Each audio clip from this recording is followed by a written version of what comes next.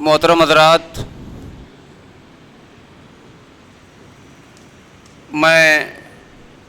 آپ تمام حضرات کو یہ بات بتا دینا مناسب سمجھتا ہوں کہ آج کے ہمارے اس پروگرام کے جو خصوصی دو مقرر تھے، فضیلت الشیخ حضرت مولانا ثناء اللہ صاحب مدنی ممبئی اور فضیلت الشیخ حضرت مولانا شیخ غفران احمد صاحب رحمانی بنارسی حفظہ اللہ، آپ دونوں حضرات مئو تک ہمارے پروگرام کے لیے تشریف لا چکے تھے، مگر بعض وجوہات کی بنیاد پر مئو سے ہی فوری طور پر انہیں واپس ہونا پڑا،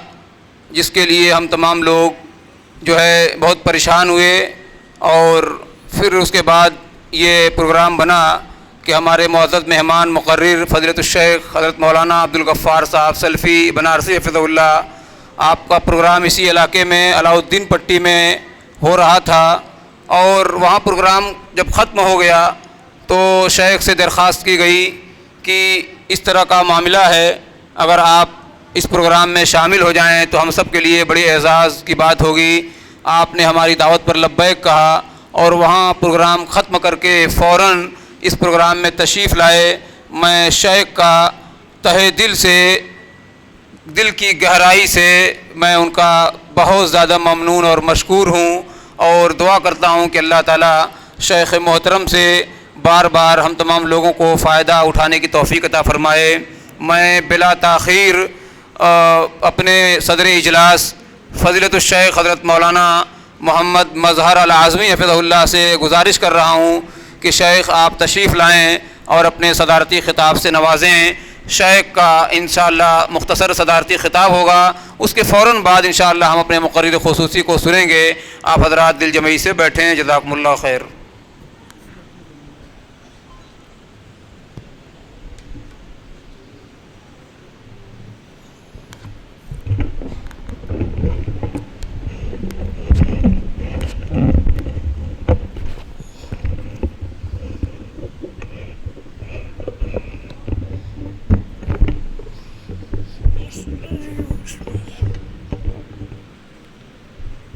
السلام علیکم ورحمۃ اللہ وبرکاتہ۔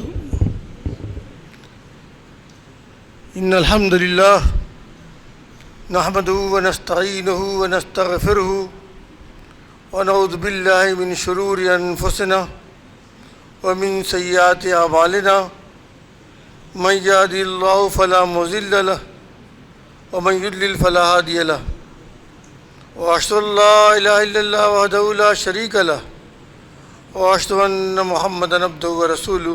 اما بعد۔ اعوذ باللہ السمیع العلیم من الشیطان الرجیم، بسم اللہ الرحمن الرحیم۔ یوم نختم علی افواہہم وتکلمنا ایدیہم وتشہد ارجلہم بما کانوا یکسبون۔ دائس پر تشریف فرما علماء اکرام اور تمام ہمارے چھوٹے بڑے حاضرین، اگر خواتین تک میری آواز پہنچ رہی ہے تو میری محترم ماں اور بہنوں، دو لفظ کامیابی اور کامرانی میں سمجھتا ہوں کہ ہر شخص بولتا بھی ہے اور سمجھتا بھی ہے، اور اس کی دلی خواہش اور دلی آرزو اور دلی تمنا بھی ہوتی ہے کہ اس کا تعلق جس بھی شعبہ حیات سے ہے اس میں اسے کامیابی و کامرانی حاصل ہو۔ یہی وجہ ہے کہ ہر ایک شخص کا کامیابی کا اور کامرانی کا معیار الگ الگ ہے۔ ہر آدمی کی سوچ، ہر آدمی کی فکر، ہر آدمی کا دائرہ کار اور ہر آدمی کا دائرہ عمل جو کچھ بھی ہے اسی کے لحاظ سے اس کی سوچ بھی ہے اور فکر بھی ہے، اور اسی لحاظ سے وہ کامیابی اور کامرانی بھی طے کرتا ہے۔ ایک طالب علم جو زیر درس ہے، پڑھ رہا ہے، اس کی تمام تر توجہ اپنی پڑھائی پہ ہوتی ہے، اور کامیابی اس کی یہ ہے کوئی امتحان میں پاس ہو، بلند درجات حاصل کرے اور کامیابی کی منزلوں کو طے کرے، اس لیے کہ اس کا دائرہ کار تعلیم سے متعلق ہے۔ اگر کوئی مدرس ہے تو اس کی خواہش یہ ہوتی ہے کہ اچھا اور بہتر سے بہتر پڑھانے کا طریقہ اختیار کرے اور اس طریقے سے درس و تدریس کو انجام دے کہ طلبہ کے اندر کتاب کو اور اپنے مافی ضمیر کو اتار دے، اور اسی میں اس کی کامیابی ہے، یہ اس کا دائرہ کار ہے۔ اگر ایک شخص تجارت سے تعلق رکھتا ہے تو سال پر یا جتنے بھی دن پر اس کے لیے اس کا حساب ہوتا ہے، حساب کر کے یہ دیکھتا ہے کہ مجھے کتنا نفع ہوا، میرا بزنس اور میرا کاروبار کس مرحلے میں ہے، اس لیے کہ اس کی سوچ اور اس کی فکر، اس کی کامیابی منافع سے متعلق ہے۔ اسی طریقے سے آپ دیکھیں گے کہ جس بھی شخص کا جس شعبہ حیات سے تعلق ہے اس کی فکر وہی ہوتی ہے، لیکن ایک بات پر آپ ذرا غور کریں، چاہے وہ طالب علم کی کامیابی کا معاملہ ہو، تاجر کی کامیابی کا معاملہ ہو، عصر حاضر کے سیاسی لوگوں کی کامیابی کا معاملہ ہو، یا کسی دانشور کی کامیابی کا معاملہ ہو، اگر آپ تجزیہ کریں تو یہ بات معلوم ہوگی کہ یہ تمام تر کامیابیاں دنیا کے اندر فلاح و بہبود سے ہی متعلق ہیں، اس دنیا کے اندر جس کو ہم اپنے ایمان و ایقان کے لحاظ سے عارضی سمجھتے ہیں، وقتی سمجھتے ہیں، چند روزہ سمجھتے ہیں، زیادہ سے زیادہ یہ کہ ہماری جو عمر ہے 60 سے لے کر 65 اور 70 سال، بس اتنا ہی۔ لیکن جو لوگ اس بات پہ توجہ اپنی مرکوز رکھتے ہیں کہ یہ دنیا تو عارضی ہے، یہ دنیا تو وقتی ہے، یہاں کی کامیابی اور کامرانی بھی وقتی ہے، اس لیے ہمیں وہاں کی کامیابی چاہیے جہاں کی ہماری زندگی دائمی ہے اور جو اس کے بعد شروع ہونے والی ہے۔ یہ فکر اور یہ سوچ بہت کم لوگوں کو ہوتی ہے، مگر ہوتے ضرور ہیں ایسے لوگ۔ ایک روایت ہے حضرت عقبہ بن عامر رضی اللہ تعالیٰ عنہ کی، اگر آپ روایات کا تجزیہ کریں اور اس بات پر غور کریں کہ صحابہ کرام میں سے کون لوگ کس طرح کا سوال کرتے تھے تو اندازہ لگے گا کہ اس زمانے کے اندر بھی سوال کرنے کا معیار ان کی فکر کے لحاظ سے ہوتا تھا۔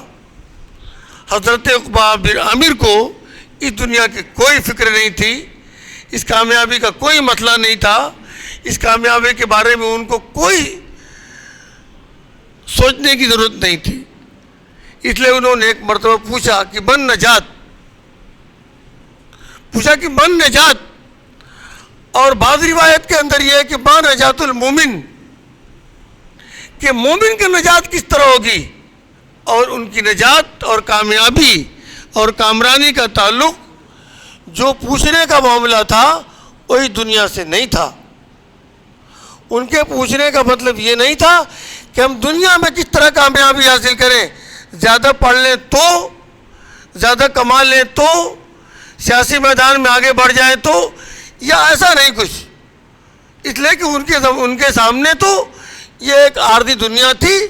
اور عارضی دنیا کا معاملہ بھی محدود ہے، بلکہ انہوں نے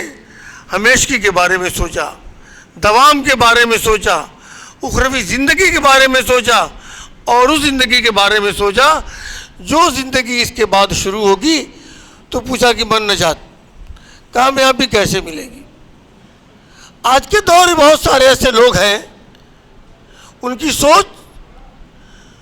دنیا سے ہٹ کر آخرت کے بارے میں بھی ہوتی ہے۔ یہاں قطعی طور پر میرے کہنے کا مطلب یا شریعت کا مطلب یہ نہیں ہے کہ ایک آدمی اپنی دنیا کے بارے میں نہ سوچے، صرف آخرت کے بارے میں سوچے، نہیں، دنیا کے اندر آدمی کو رہنا ہے، زندگی گزارنا ہے، یہاں کی ضروریات کو پوری کرنا ہے، اس لیے ہم لوگ جب دعا کرتے ہیں تو یہ دعا کرتے ہیں کہ ربنا آتنا فی الدنیا حسنۃ وفی الآخرۃ حسنۃ وقنا عذاب النار. تو دنیاوی کامیابی جو عارضی اور وقتی ہے یہ آدمی کی ضرورت کے مطابق ہوتی ہے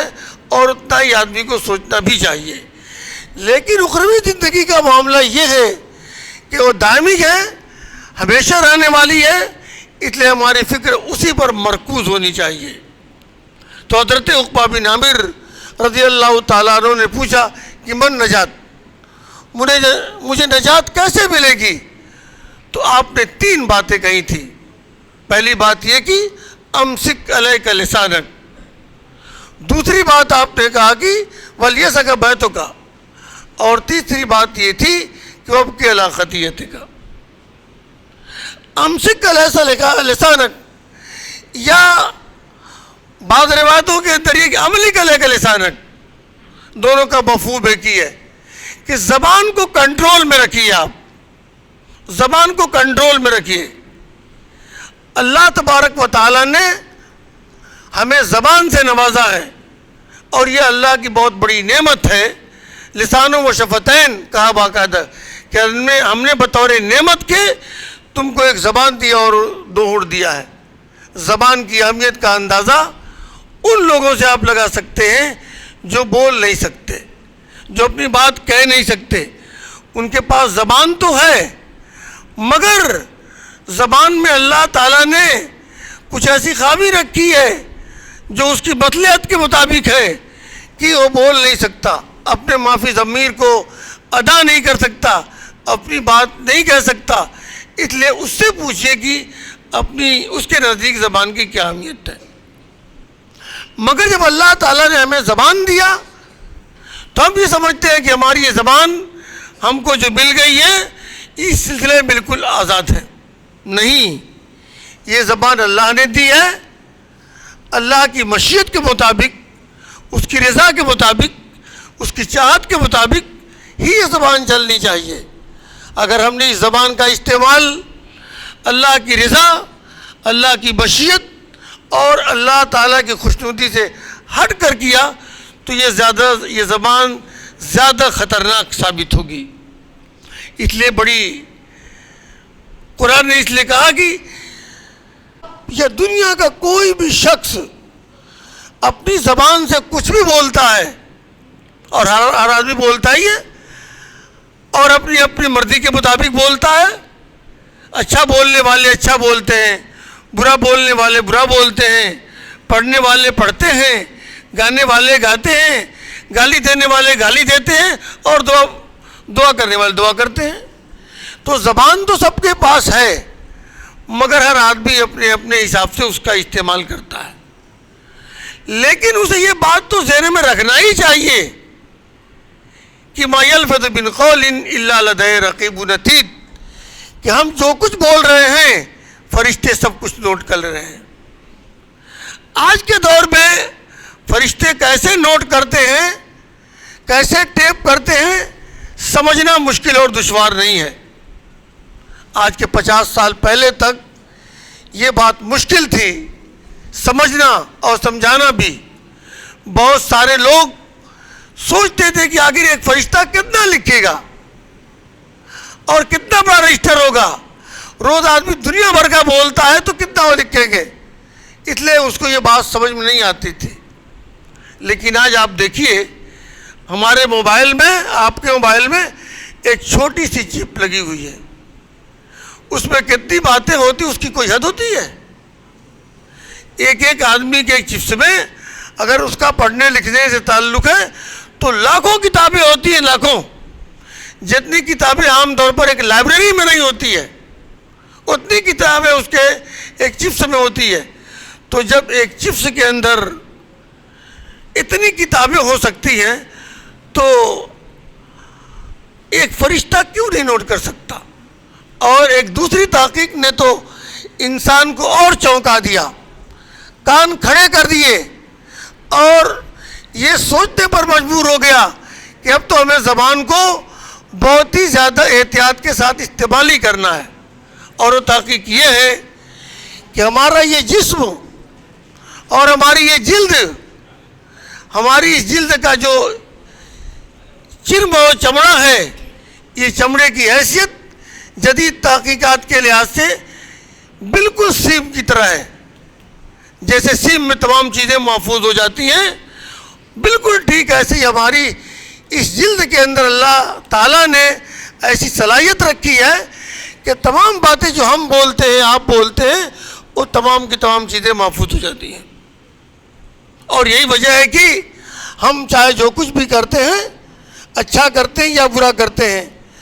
آج مجلس میں بیٹھ کے سن رہے ہیں یہ بھی، اور باہر جا کے جو ہم لوگ بکواس کریں گے وہ بھی، سب کچھ ہماری یہ جلدیں محفوظ کر لیتی ہے. اور قرآن نے اس بات کی وضاحت بھی کی ہے کہ یوم نختم علی افواہہم وتکلمنا ایدیہم وتشہد ارجلہم بما کانوا یکسبون، کہ ہم منہ پہ تالا لگا دیں گے، منہ بند کر دیں گے، آدمی منہ سے کچھ کہہ نہیں پائے گا. ہمارے ہاتھ نے جو کچھ کیا ہاتھ بولے گا، پیر نے جو کچھ کیا پیر بولے گا، آنکھوں نے جو کچھ دیکھا آنکھ بولے گی، کان نے جو کچھ سنا کان بولے گا، ایک ایک حصہ بولے گا. اس لیے کہ منہ تو بند ہوگی، اور اللہ تبارک و تعالیٰ ان تمام اعضاء کو بولنے کی صلاحیت دے گا، بولنے کی طاقت دے گا، گویائی کی بھرپور توانائی دے گا، اور یہ تمام اعضاء و جوارح بولیں گے. اب بولنے کی نوعیت کیا ہوگی ہمارے ان اعضاء و جوارح کی، ہاتھ کی اور پیر کی، یہ اللہ تعالیٰ زیادہ بہتر جانتا ہے. لیکن یہ بات تو مسلم ہے کہ جس طریقے سے اللہ تعالیٰ نے ہماری زبان کو بولنے کی صلاحیت دی ہے، وہ ہمارے اعضاء و جوارح کو بھی بولنے کی صلاحیت دے سکتا ہے. میرا یہ ہاتھ بولے، اپنی زبان سے کہے کہ میں نے اس ہاتھ سے کیا لیا اور کیا دیا ہے، اور میرا پیر یہ بولے کہ میں اس پیر سے کس اچھی جگہ گیا تھا اور کس بری جگہ گیا تھا. اور یہ بھی ہو سکتا ہے کہ اللہ تبارک و تعالیٰ ان ہاتھوں سے ان تمام کیے ہوئے اعمال کو دکھلائے، ان پیروں سے ان تمام جگہوں کو جاتے ہوئے دکھلائے، ان کانوں سے ان تمام چیزوں کو سنتے ہوئے دکھلائے، اور ان آنکھوں سے تمام چیزوں کو دیکھتے ہوئے دکھلائے کہ تم نے اپنے ہاتھ سے کیا کیا ہے، اپنے پیر سے کیا کیا ہے، کان سے کیا کیا ہے، اور پھر اس کے بعد آنکھ سے کیا کیا ہے. اور جب ایک آدمی اپنے ہاتھ، اپنے پیر، اپنے کان اور اپنی آنکھ کے تمام اعمال کو خود دیکھے گا تو بول نہیں سکتا ہو کچھ. چند سال پہلے کی بات ہے، یہاں آپ دیکھتے ہیں سی سی کیمرہ لگا ہوا ہے. اب یہ اتنا عام نہیں تھا، سن 2018 کی بات ہے. میں جامعہ عالیہ میں اس وقت پرنسپل تھا اور نیا سی سی کیمرہ لگا ہوا تھا. ایک جگہ بچوں کے مطالعے کے لیے اخبار دیوار پہ لگا دیا جاتا تھا تاکہ تمام بچے جو دارالقاؤں میں رہتے ہیں وہ اخبار کو دیکھیں. مغرب بعد جب میں گیا، آفس میں بیٹھا، 2 بچے میرے پاس آئے اور آنے کے بعد بتایا کہ وہ اخبار جو لگا ہوا رہتا ہے بچوں کے لیے، اسے کوئی دوپہر کو پھاڑ کے لے کے چلا گیا. میں نے فوراً سی سی کیمرہ کو بیک کیا اور دیکھا ایک لڑکا آتا ہے اور اسی کو پھاڑ رہا ہے اور پھاڑ کے لے کے چلا گیا. جو 2 بچے آئے تھے میں نے ان سبوں سے پوچھا اسے پہچانتے ہو؟ اس نے کہا کہ ہم پہچانتے. کہا بلا کے لے آؤ. بلا کے لے آئے، وہیں پر وہ بچہ کھڑا تھا، میں نے اسے چالو کر دیا. جب وہ اخبار نوچنے لگا تو میں نے روک دیا. میں نے پوچھا کہ دیکھ رہے ہو، سوچیے وہ کیا کہہ سکتا ہے؟ اپنے ہاتھ سے اخبار کو نوچ رہا ہے تو کیا کہے گا وہ؟ اس کی زبان ہوتے ہوئے زبان بند ہے، اس لیے کہ اس کا ہاتھ بول رہا ہے کہ اخبار کو نوچ رہا ہے. تصور بالکل ٹھیک ایسے ہی آپ کیجئے کہ جیسے اس لڑکے نے اپنے ہاتھ سے چوری کرتے ہوئے اخبار کو خود دیکھا، گویا کہ اس کا ہاتھ بول رہا تو زبان بند تھی، ایسے ہی ہم لوگ قیامت کے دن جو کچھ بھی ہوگا، یوم نختم علی افواہہم وتکلمنا ایدیہم وتشہد ارجلہم بما کانوا یکسبون، کہ بس زبان بند اور تمام اعضاء و جوارح بولیں گے. اگر انسان کو یہ بات محسوس ہو جائے، یہ بات سمجھ میں آ جائے کہ واقعی ہم جو کچھ زبان سے بولتے ہیں وہ بھی اور جو کچھ اعضاء و جوارح سے کرتے ہو سب محفوظ ہے، تو ایسی صورت میں جرائم کا سلسلہ بند ہو جائے گا۔ لیکن اگر یہاں پر باہر یہ لکھا ہوا ہے کہ آپ کیمرے کی نگاہ میں ہیں تو کوئی بھی چور داخل ہوتے ہوئے ڈرے گا کہ یہاں تو سی سی کیمرہ لگا ہوا ہے، مگر اسی کو ہٹا کے یہ لکھ دیا جائے کہ اللہ تعالیٰ آپ کو دیکھ رہا ہے، تو کیا اس کا اثر پڑے گا؟ سی سی کیمرہ کا نام تو سن کے وہ فوراً متنبع ہو جائے گا کہ میری تمام چیزیں قید ہو رہی ہیں، لیکن اگر یہ لکھ دیا جائے کہ اللہ تعالیٰ دیکھ رہا ہے تو میں سمجھتا ہوں کہ ہر ایک شخص کو اس بات کا ایمان و یقین ہے، شبہ کی کوئی گنجائش نہیں ہے کہ ہمارا ہر ایک عمل مکمل طور پر ریکارڈ ہو رہا ہے اور فرشتے ریکارڈ کر رہے ہیں۔ اس کے باوجود ہم لوگ غفلت کا شکار ہیں اور اپنی زبان کو بے لگام دیے ہوئے ہیں، اس پر کوئی لگام نہیں اور کوئی کنٹرول نہیں ہے۔ خصوصی طور پر ہم لوگ جب ایک ساتھ بیٹھتے ہیں، ایک ساتھ ہماری ایک مجلس ہوتی ہے، چاہے وہ دوست و احباب کی ہو، متعلقین کی ہو، یا جس بھی دائرے کے لوگ ہوں یا جس بھی پیشے سے متعلق لوگ ہوں، چند لوگ بیٹھ جاتے ہیں اور کسی اچھے موضوع پر گفتگو شروع ہوتی ہے۔ لیکن ہوتا یہ ہے کہ گفتگو ہوتے ہوتے ہوتے ہوتے کسی کا ذکر اس کے اندر آ جائے گا اور اس کے بعد اس کی غیبت ضرور ہوگی۔ اس غیبت کو کرنے والے کو بھی احساس ہے کہ یہ غیبت ہے اور اس کے اندر جو لوگ اور بیٹھے ہیں نہ چاہتے ان کو بھی سننا پڑتا ہے۔ یہ بالکل ایک عام بات ہے اور غیبت کو ہم لوگوں نے بہت زیادہ ہلکے میں لے لیا ہے، بلکہ اگر یہ کہا جائے کہ اس زبان سے ہونے والی اس حرکت اور اس زبان سے ہونے والی اس غیبت اور اس زبان سے ہونے والی تمام باتیں ہمارے اب اس اندازے کے مطابق ایسا لگتا ہے جیسے کہ ہم کو اس بات کا احساس ہی نہیں ہے کہ جو کچھ ہم زبان سے بول رہے ہیں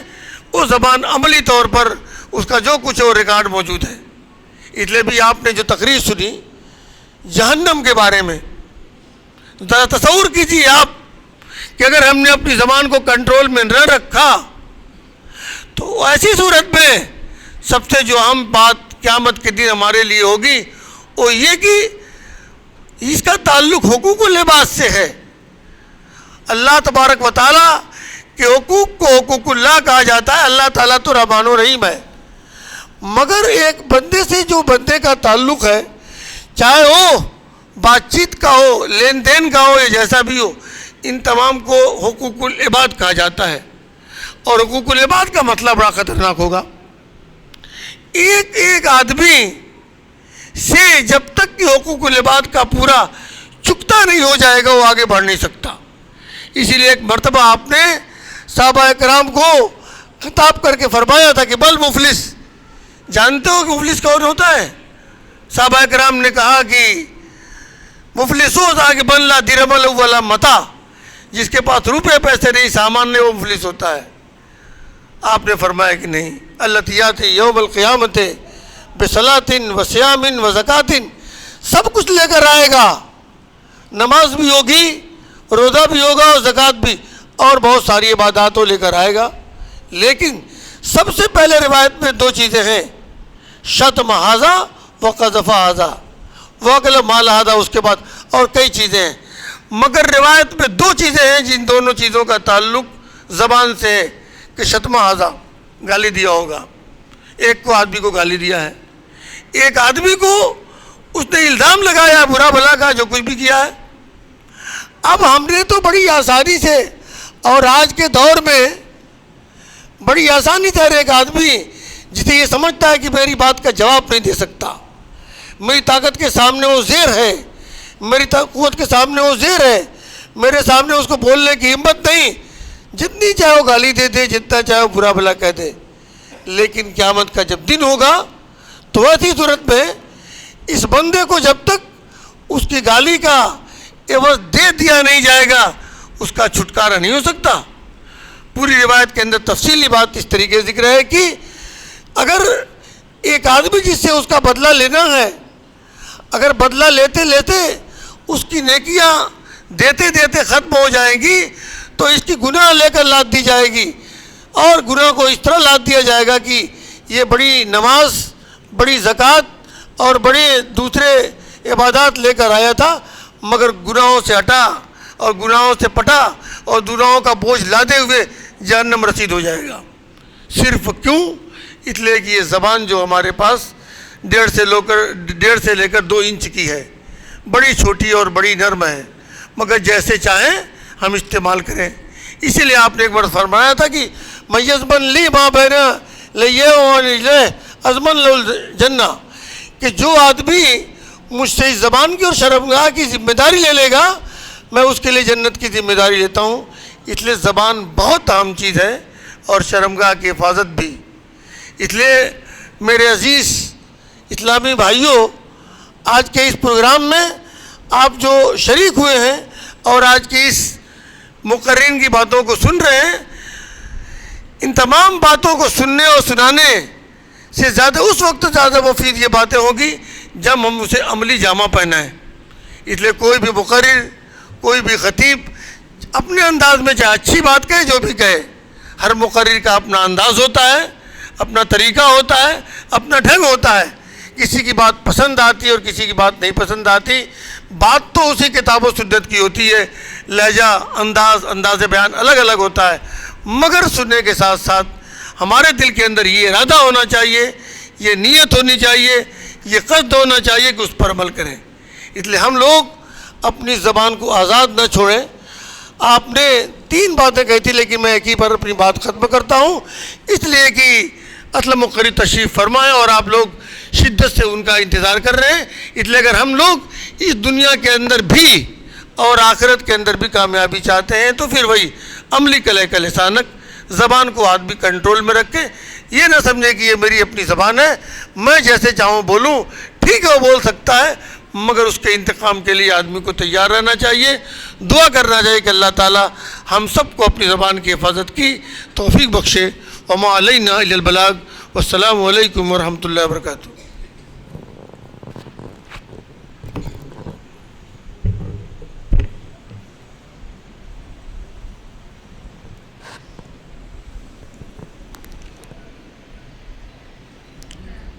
جزاکم اللہ حسن الجزا۔